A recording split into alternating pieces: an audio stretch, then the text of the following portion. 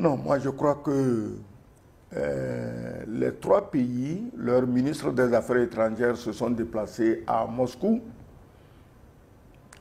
pour la simple raison qu'il faut aimer celui qui t'aime, respecter celui qui te respecte, protéger celui qui te protège. Quand tu as utilisé le mot basculement sur Moscou, bon, pour moi, ce n'est pas basculement qu'ils ont tourné le dos à quelqu'un.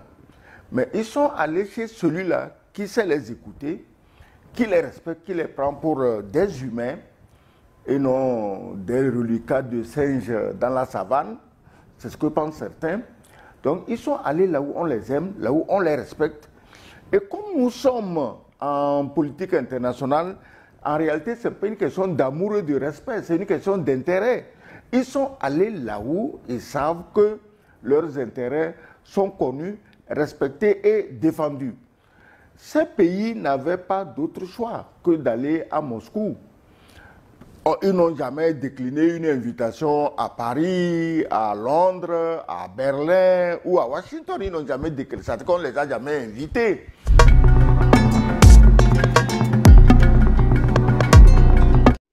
Alors, chers invités, comme je disais tantôt, pour sa première mission hors du continent africain, l'AES, l'Alliance des États du Sahel, choisit Moscou. Quelle signification donnez-vous à ce premier déplacement donc officiel de ces pays de l'AES à Moscou? Je commence avec vous, Didier Alou.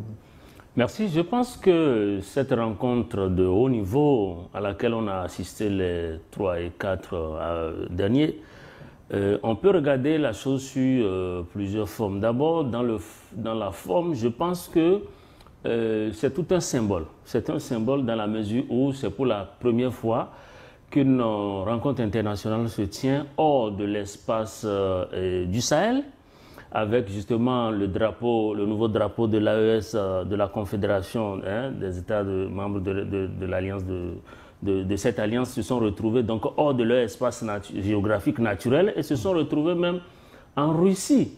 Donc, cela signifie simplement que l'AES est en train de prendre en importance, l'AES est en train de se faire considérer, de se voir considérer donc, par des puissances. N'oubliez pas quand même qu'aujourd'hui, quoi qu'on dise, la Russie est une puissance, une vraie puissance. N'oubliez pas, pour ceux qui pensent que la Russie est affaiblie avec cette crise en Ukraine, j'aimerais juste simplement leur faire voir un petit aspect. N'oubliez pas que cette guerre en Ukraine, c'est juste une parenthèse que je suis en train d'ouvrir. N'oubliez pas que cette guerre en Ukraine, c'est juste une guerre par procuration que l'OTAN est en train de faire avec la Russie. Et vous avez vu la quantité de matériel, toute cette somme colossale qui a été mise à disposition, mais que les Occidentaux, dans cette alliance, ils n'ont pas pu venir à bout de la Russie. Donc cela veut dire que la Russie a un poids réel, la Russie a une vraie puissance avec laquelle on peut nouer des partenariats dans l'objectif de changer donc la géopolitique internationale. Et je crois que c'est une bonne chose que cette réunion puisse se tenir et que nous avons vu aussi dans le fond, les conclusions ont été, des accords de partenariat stratégique ont été signés. L'AES et la Russie se sont entendus justement pour adopter dorénavant une position commune, une diplomatie commune sur les questions liées, sur les questions internationales. Et puis, il y a eu des partenariats qui ont été signés tant dans le domaine sécuritaire que dans le domaine économique et même dans le domaine de la formation, dans le domaine de développement et même des infrastructures. Donc, je crois que moi, je dis bravo donc à l'AES qui aujourd'hui, pour ceux qui pensent que l'AES ce n'est rien d'important, je pense qu'aujourd'hui, l'histoire est en train de nous montrer que l'AES est en train de prendre de l'importance, en train d'aller de l'avant. Maintenant, il y a toujours des défis et justement, c'est à ces défis qu'il faut continuer quotidiennement à faire face. Excellence, Sagoyo Kegeo. Non, moi je crois que les trois pays, leurs ministres des Affaires étrangères se sont déplacés à Moscou pour la simple raison qu'il faut aimer celui qui t'aime, respecter celui qui te respecte, protéger celui qui te protège. Quand tu as utilisé le mot basculement sur Moscou, bon, pour moi, ce n'est pas basculement qu'ils ont tourné le dos à quelqu'un. Mais ils sont allés chez celui-là qui sait les écouter, qui les respecte, qui les prend pour des humains et non des reliquats de singes dans la savane. C'est ce que pensent certains. Donc, ils sont allés là où on les aime, là où on les respecte. Et comme nous sommes en politique internationale, en réalité, ce n'est pas une question d'amour et de respect, c'est une question d'intérêt. Ils sont allés là où ils savent que leurs intérêts sont connus, respectés et défendus. Ces pays n'avaient pas d'autre choix que d'aller à Moscou. Ils n'ont jamais décliné une invitation à Paris, à Londres, à Berlin ou à Washington. Ils n'ont jamais décliné. C'est-à-dire qu'on ne les a jamais invités. Dans certaines capitales, on les trouve vraiment comme des gens à éliminer à tout prix parce qu'ils ont osé.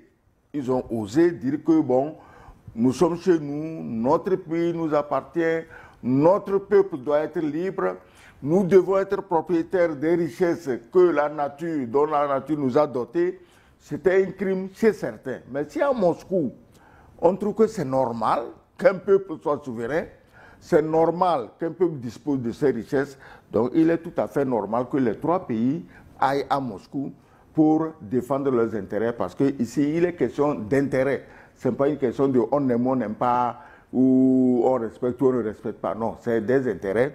Les trois pays savent que sans Moscou, je me demande s'ils auraient pu tenir, puisque les autres n'ont de cesse de multiplier des tentatives de déstabilisation avec l'aide des pays environnants de l'AES, de multiplier par chiffre exponentiel le nombre de terroristes entre griffes qu'on leur envoie matin, midi, soir. Donc, ils n'ont d'autre choix que d'aller chez celui-là qui va les aider à combattre toutes ces calamités, toutes ces plaies d'Égypte qu'on fait pleuvoir sur ces pays innocents dont le seul crime est de vouloir être eux-mêmes pour leur population. Mais quoi qu'on dise, il s'agit d'un changement de partenaire stratégique, un alignement clair sur la Russie, ou on va dire les BRICS même. Oui, mais c'est ce que je dis, ils s'alignent sur là où ils peuvent sauvegarder, défendre leurs intérêts. Ce n'est pas de la fantaisie. Ça veut dire qu'ils ont tourné le dos aussi à un ancien partenaire stratégique. Non, c'est toi qui vois ça comme ça. Est-ce que l'ancien partenaire lui-même ne leur a pas tourné dos quand il passe tout son temps à les menacer, à leur envoyer des terroristes? Est-ce qu'on peut tourner dos mieux que ça à quelqu'un? Au moins eux, ils sont allés quelque part, mais ils n'ont pas déclaré la guerre à quelqu'un sous prétexte que c'était l'ancien partenaire. Mais l'ancien partenaire dont tu parles est en guerre permanente contre eux, avec quelques herbivores locaux autour de l'AIS. Bon, tu vois qu'on ne peut pas gérer ça.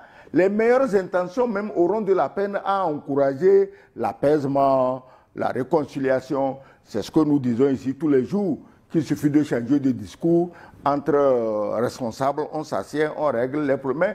De l'autre côté, on ne veut pas changer de discours. On dit, tu es un esclave, tu dois être un esclave. Les esclaves doivent être esclaves à vie, éternellement. Oui, mais Didier, en faisant clairement le choix de la Russie, est-ce que l'AES n'attire pas sur elle les foudres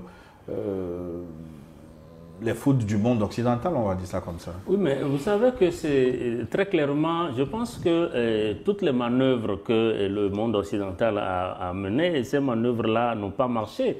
Et c'est une suite logique aujourd'hui que l'AES et la Russie soient en train de formaliser leur partenariat stratégique. Je pense que dès lors, c'est ce que disait l'ambassadeur, dès lors que ces pays ont pris sur eux la responsabilité de se rendre souverains et de travailler à leur autonomie politique, mais c'est déjà un crime de lèse-majesté, comme on le dit, auprès donc des anciennes puissances, des anciens alliés qui en réalité ne sont pas des partenaires avec qui on traite en tant que tel. Normalement, non, c'est des partenaires. Ils s'appellent partenaires, mais au fond, c'est autre chose. Ils ne sont pas des partenaires sincères. Donc, je pense qu'aujourd'hui, cette rencontre qui a eu lieu à Moscou cette semaine, ça permet quand même de voir l'émergence d'un nouvel ordre mondial. Parce que là, tout à l'heure, je ne sais plus si c'est l'ambassadeur ou si c'est vous qui parlez du BRICS, je pense qu'aujourd'hui, la Russie est un partenaire fiable.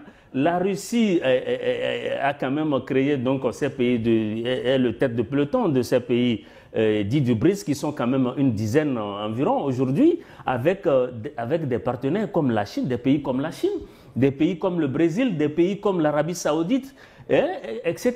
Donc je crois que c'est un nouveau couloir d'ouverture sur un monde, sur une nouvelle géopolitique mondiale, qui est en train donc de se dessiner clairement pour les pays de l'AES et qui viennent eux aussi avec justement des idées nouvelles. Et je pense qu'il faut quand même prendre en compte l'une des décisions qui consiste à l'alignement diplomatique commun. C'est-à-dire qu'aujourd'hui, face aux situations sur le plan international, ces pays vont adopter la même ligne, le même point de vue pour être évidemment plus efficaces, pour être mieux entendu.